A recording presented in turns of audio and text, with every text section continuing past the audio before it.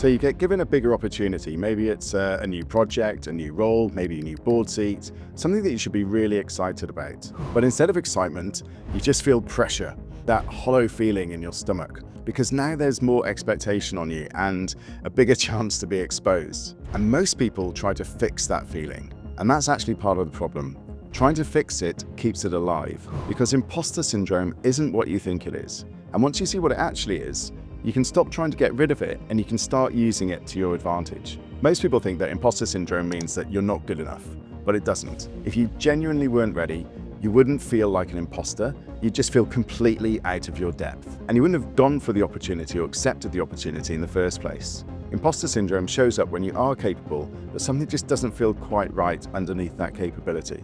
And most advice completely misses this. Fake it till you make it, just be more confident, remind yourself of your achievements. That might get you through a meeting, but it doesn't stop the pattern, because none of that actually touches what's going on.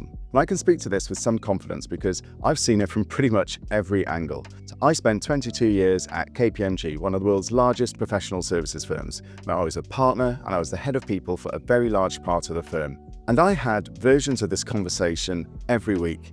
Directors, partners, people operating at the very top of their game. And I've also coached and mentored hundreds of senior leaders. And here's what I've learned. Imposter syndrome shows up with pretty much everyone. I've seen it in the most junior graduates walking into KPMG on their first day, and I've seen it in FTSE 100 CEOs running companies with tens of thousands of employees. If you're ambitious and you're progressing in your career, you will feel it. I think the only people who don't feel it are the ones who stop progressing. So imposter syndrome is actually a signal to work with rather than a problem to eliminate.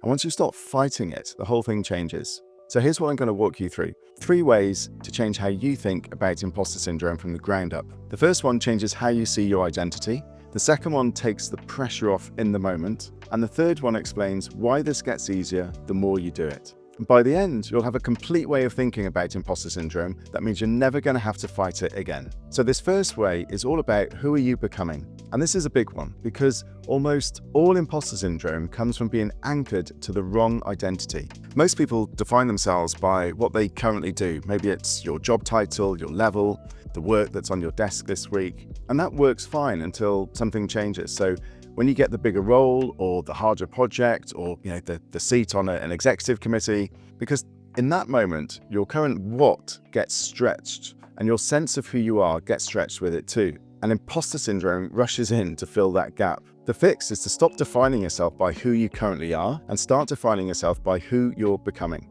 And these are 2 completely different questions. Who am I is a snapshot. It's fixed in time. It's tied to your current title, your current responsibilities, which means that the moment those things change, you start to feel like a fraud. Whereas who am I becoming is a direction. It's tied to this future version of you. And that's a version that has already done the thing that you're currently anxious about. So if you think back to that opportunity I mentioned right at the start, the bigger project, the new role, board seat, whatever it was that gave you that hollow stomach feeling, I want you to write down a single sentence. I'm becoming the sort of person who runs this project from start to finish and delivers it on time. Or I'm becoming the sort of person who walks into the boardroom and holds their own with the rest of the directors. Or I'm becoming the sort of person who leads a team of 50 and has them doing the best work of their careers. And I want you to actually picture that person, what they look like in the meeting, how they're sitting, how they're speaking, how the people around them are responding. The more vivid that you make that picture, the better this works, because you've now got a tangible version of yourself that you're working towards.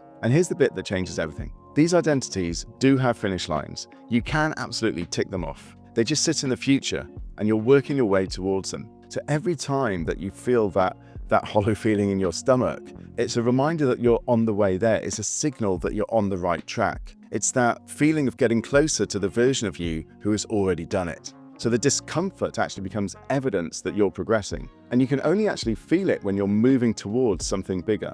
So people who stop moving don't feel imposter syndrome. They feel bored. So the next time that hollow feeling shows up, don't try and push it away. Just recognize it for what it is. It's the person you're becoming telling you that you're nearly there. Now, even with that in place, there's something that trips up almost every senior person that I've ever worked with. So this second area is all about the assumption that everyone else is closely watching what you're doing, just waiting for you to trip up. And it's completely wrong. It's the feeling that there's this metaphorical spotlight shining down on you all the time that's lighting up everything that you say, you do, and that you don't get quite right for everyone else to scrutinize. But the reality is that almost nobody is paying that much attention to what you're doing because they're too busy worrying about the spotlight that they think is on them. So if you think about your last week at work, how much time did you spend thinking about your own performance? Probably quite a lot. But how much time did you spend forensically analyzing one of your colleagues' performance? Probably not at all. And your colleagues are doing exactly the same thing. They're thinking about their own performance, not about yours. So even in senior roles where there's genuinely more attention on you, people aren't catching every detail. They're not noticing the thing that you decided not to say. They're not clocking the moment that you weren't quite sure of yourself. So a good way to demonstrate this is think about a time when you didn't do something as well as you thought you should have.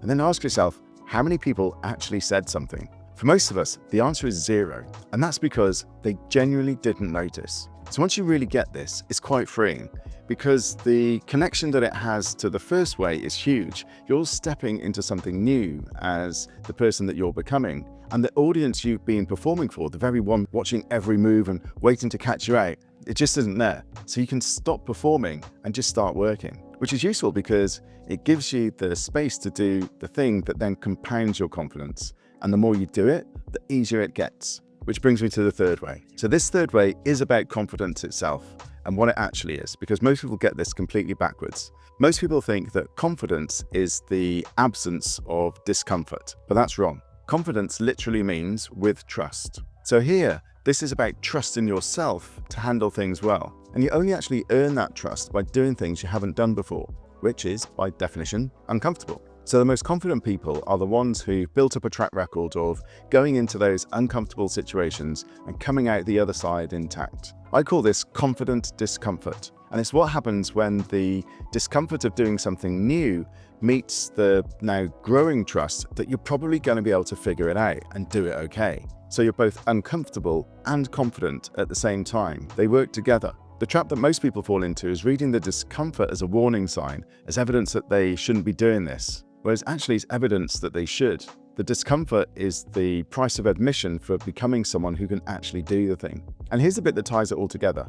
Every time you walk into one of those uncomfortable situations as the person that you're becoming, knowing that the spotlight isn't really on you, you're banking another piece of evidence that you can handle something new. And then the next time something new comes up, you've got that evidence to draw on. Yet the discomfort is still going to be there, but the trust that you have in yourself that you can deal with it has grown. And over time, this compounds massively. If you think about a skill that you've improved on in recent years, maybe it's presenting, handling difficult conversations, managing upwards, whatever that is.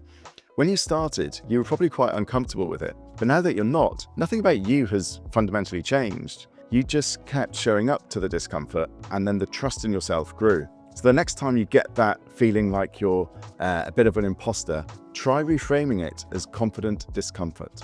Now you might be thinking, I felt this way for years. Will doing these things really change how I feel? And the answer is yes, because you're going to rewire your brain. Not overnight, but with repetition, it's going to happen faster than you think. So the next time you feel that hollow feeling in your stomach, come back to these 3 things. Is what you're about to do aligned with who you're becoming? Is anyone really watching as closely as you think? And is this discomfort actually evidence of growth rather than something to be avoided? And once you stop fighting imposter syndrome and start using it, you'll never go back to how you were feeling before. Now, if you want more thinking like this, subscribe to this channel. I share strategies every week for senior successful professionals who know they're capable of even more. But overcoming imposter syndrome is only part of it, because even when you stop doubting yourself, you still need to know what you actually want to do next.